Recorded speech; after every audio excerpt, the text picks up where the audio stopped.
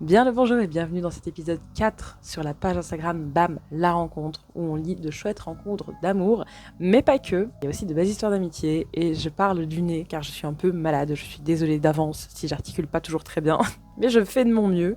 En tout cas, sans plus de blabla, on se plonge dans ce 4e épisode pour plus de rencontres mignonnes. Nous nous croisons un soir de mai 2018 sur une application de rencontres et nous matchons le mois suivant. On discute quelques jours, on se rend compte qu'on s'était déjà croisés 6 mois plus tôt lors d'une intervention dans la boîte où je travaillais. On décide vite de se voir. La suite était une complicité folle, une évidence, un véritable coup de foudre.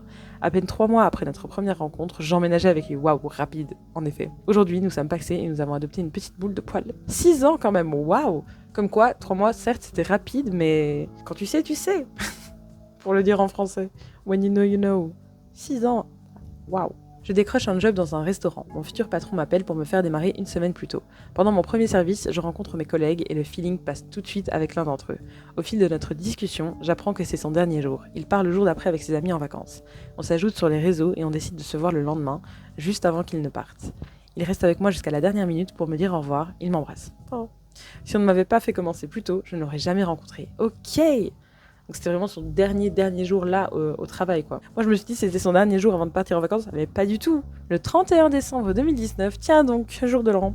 Seule depuis quelques mois et n'ayant rien prévu, me voilà invitée par des amis d'amis à un réveillon organisé par des gens que je ne connais pas. J'y rencontre ce garçon qui au départ ne devait pas venir le fêter ici car il n'avait plus trop de sous. On discute et ça match. Habitant à 400 km l'un de l'autre, nous échangeons des messages tous les jours pendant 1 mois et demi. On s'attache très fort. Nous décidons de nous retrouver et nous nous mettons ensemble. Puis nous vivons le confinement en mars séparément. Oh yeah. Je demande ma mutation et nous emménageons ensemble après 6 mois de relation. Ainsi, j'ai laissé ma région ensoleillée et ma famille pour être avec lui. Depuis, nous nous sommes pacsés. Il y a beaucoup d'amour, de soutien, d'aventure et de projets communs. Nous sommes parfaitement sur la même longueur d'onde. Ah, trop mignon. Marie Salomé, j'avais jamais entendu ce prénom non plus. 4 ans d'amour. Je viens de bugger qu'un couple du confinement soit ensemble depuis 4 ans. Mais oui, déjà, effectivement, ça commence à remonter. Cette histoire de confinement, quelle époque, franchement. Oh my god, angoisse. Rentré à l'université, il est dans ma classe, je flash sur lui. J'obtiens son numéro et on commence à discuter. On passe du temps ensemble, un lien très spécial secret, mais je n'ose pas sauter le pas. Nos chemins se séparent, mais nous gardons le contact. Nous sommes attirés comme 2 aimants. Nous sommes à 60 km, mais nous ne nous voyons pas. 3 ans plus tard, je lui propose de nous voir. 3 ans plus tard, pardon 3 ans, what the fuck. Un soir d'été 2018, enfin, ce moment tant attendu. Et là, ça fait 6 ans d'amour. Eh ben, 3 ans, waouh. 3 ans pour prendre une décision alors que 60 km n'était rien. Était-ce un problème de logistique pour attendre autant de temps? Mais pas forcément. Parfois c'est comme ça, on a des projets de vie différents, on n'y pense pas, c'est pas une priorité, et puis c'est naturel, faut pas forcer non plus. Voilà, pas forcément de problème, mais à chacun son rythme et son histoire, exactement. Comme quoi parfois c'est pas nécessaire d'être opposé pour s'attirer. Très certainement. C'était un 21 juillet. Je retrouve l'envie de sortir avec mes copines après une période douloureuse. Un de mes groupes préférés joue en festival ce soir-là, Polo and Pan. Je connais pas du tout. And Pan. Pourquoi je l'ai dit pas Polo and Pan? Mais non, c'est de l'anglais du coup. Polo and Pan. Bref, c'est vraiment pas ça le sujet de cette vidéo. Arrivé sur le lieu mystique du festival, ce beau et grand homme vient dire bonjour à mes amis. Il reviendra 10 minutes après pour me dire que c'est moi et qu'il aimerait un bisou. Ok, ouais, j'ai bugué sur la phrase. 7 ans d'amour. Wow. Jess et Yann. Ça va bien ensemble comme prénom. C'est très satisfaisant le fait qu'il y ait le même nombre de lettres. Et que les dernières soient des doubles. Bref, 7 ans d'amour, c'est magnifique. Avec mon grand frère, nous gardons la maison de campagne d'un couple d'amis. S'ennuyant un peu, mon frère décide d'inviter l'un de ses amis à nous rejoindre pour la fin du séjour. On passe 3 jours à refaire le monde et l'évidence nous frappe tous les deux. On s'est trouvés. 4 mois après, il me demande en mariage. 4 mois. Et encore 5 mois après, nous voilà mariés. Rapide de ouf. Waouh. Waouh, waouh, waouh. Mais c'est un camp d'amour, donc ça dure. Oh, je suis toujours choquée, je suis en mode, guys, c'est rapide. Comme quoi, vraiment... Il n'y a pas de bonne temporalité. En 2014, je me sens un peu perdue et je décide de déménager à Lyon sans aucune raison. Le jour même, je trouve un travail. Je commence le lendemain, je me lie d'amitié avec un collègue. On discute dès qu'on peut, on a envie de s'asseoir à côté à la pause du midi. Mais sans arrière-pensée. Ça dure 6 mois, puis j'invite tout le monde à une soirée chez moi et là on se regarde différemment. Presque 10 ans plus tard, on vit dans notre petite maison au Québec et on est mariés. Oh my god! Trop mignon. 10 ans, wow. Une décennie. À 23 ans, je quitte le sud pour le département de l'Isère à la suite d'une mutation professionnelle. J'y rencontre 4 jeunes collègues qui, comme moi, débutent dans ce métier. L'une d'elles vient aussi de l'académie Aix-Marseille. On devient rapidement amis, elle nous parle régulièrement de son frère célibataire qu'elle souhaite absolument nous présenter. La rencontre orchestrée. Celui-ci fait plusieurs fois le déplacement pour voir sa sœur, mais je ne suis malheureusement pas disponible pour sortir avec eux.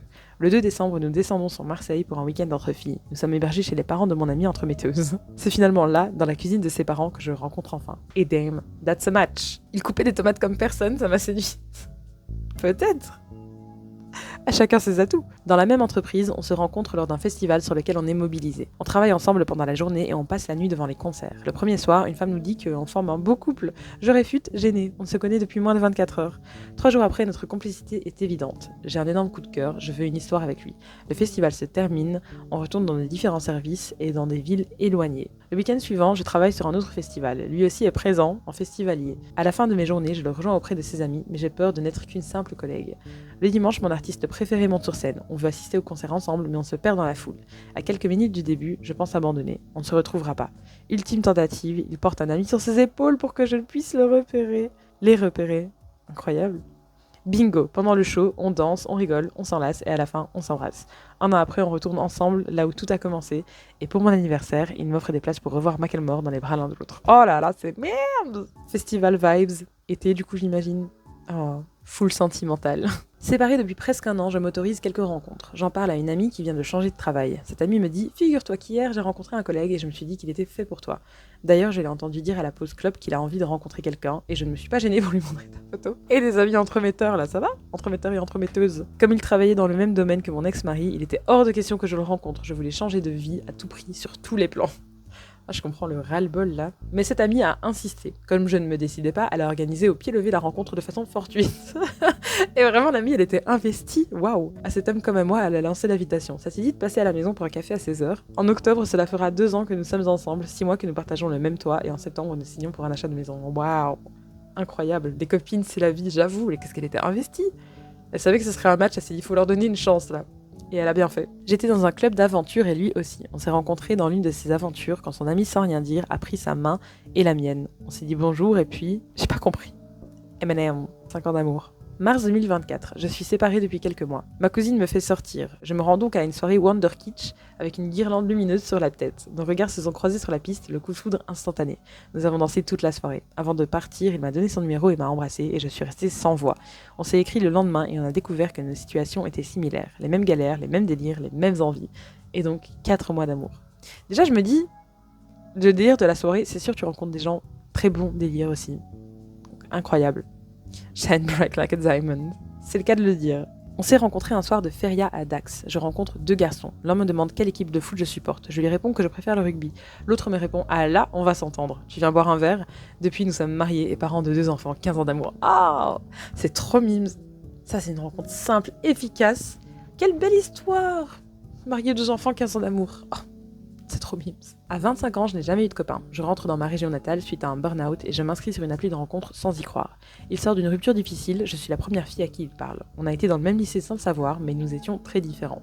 Des valeurs communes nous rassemblent pourtant, on se parle longtemps et c'est avec lui que je vis mes premières fois. Aujourd'hui, nous sommes pacsés, amoureux et nous allons acheter notre première maison ensemble. Waouh! Comme quoi, chaque chose en son temps. Rien ne sert de se presser, rien ne sert de se forcer. Et voilà. Je le rencontre en primaire, à la Boom, organisée par l'école. Le terme Boom! Waouh! Jadis! Mais très mimes. Plus de nouvelles jusqu'en 5e où dans un cours de sport collectif, il me dit aléatoirement qu'il sait mettre sa jambe derrière sa tête. C'est la 2e fois qu'on se rencontre. Plus de nouvelles jusqu'au lycée où on se rencontre pour la 3e fois et cette fois-ci ce fut la bonne. Mais c'est trop mimes. Est-ce qu'il sait encore mettre sa jambe derrière sa tête? Jamais 2 sans toi, tout mimes. Blague de bouffe, maintenant ils font des parties de chambre. Pas un amour par-dessus la jambe, boum la rencontre. Boum la rencontre. Boum. Effectivement. Très mime cette histoire. C'est ce que j'appelle une histoire... trajectoire de vie. Le soir de notre rencontre, je lui ai tenu les cheveux au-dessus d'une poubelle en pleine rue car elle vomissait. Dès le lendemain, nous sommes devenus inséparables. Je ne lui ai plus jamais tenu les cheveux. Ensuite, c'est elle qui tenait les miens. C'est très cocasse, bah voilà. Dès la rencontre, elle l'a vu pas sous toutes les coutures, mais pas son meilleur jour. Donc la suite ne pouvait certainement être que meilleure, je ne sais pas, mais ça a marché en tout cas. Comme quoi, si vous avez du mal à faire des rencontres, vomissez dans une poubelle, peut-être que quelqu'un viendra vous tenir les cheveux. Je suis volontaire avec la BDE de mon école pour un grand festival en bord de mer. Pas de chance, un imprévu de dernière minute m'empêche de travailler le jour même avec les étudiants de mon école. Je demande en catastrophe à la responsable de l'organisation si je peux échanger mon jour de travail. Elle accepte et je me retrouve le jour J à être associée à des étudiants d'une autre école pour pouvoir être en nombre et tenir l'animation demandée. Coup de cœur instantané et réciproque avec un garçon de l'autre école. La journée se passe à merveille et le courant semble très bien passer entre nous. Malheureusement, mon téléphone est déchargé et à la fin de la journée, nous nous séparons sans aucun moyen de se contacter, en nous disant en rigolant que nous allions nous retrouver. 3 jours plus tard, la fin du festival approche. Je décide de m'y rendre avec une amie, cette fois en tant que festivalière. Assis au même endroit où nous avions tenu notre animation, au milieu des milliers de festivaliers, je le retrouve entouré de ses amis. Non, improbable. Cette fois-ci, le téléphone n'est plus une excuse, mais incroyable. 3 ans d'amour. C'est fou de se retrouver au milieu de festivaliers, genre pile. Waouh. Même pas un papier ou un stylo pour se donner des mots, mais j'avoue, mais on n'a plus l'habitude de faire ça. À l'ère du digital, qui se balade encore avec un stylo ou un bic sur soi? Franchement, personne que je connais. Mais on devrait, parce que la technologie n'est évidemment pas infaillible, loin de là. Heureusement, ils ont pu se retrouver. Et c'est sur cette petite histoire un peu improbable, mais qui a fini par matcher, qu'on va se laisser. Et merci d'avoir regardé jusqu'au bout cet épisode 4, et à très bientôt pour l'épisode 5. Je crois, si je ne me perds pas dans les chiffres.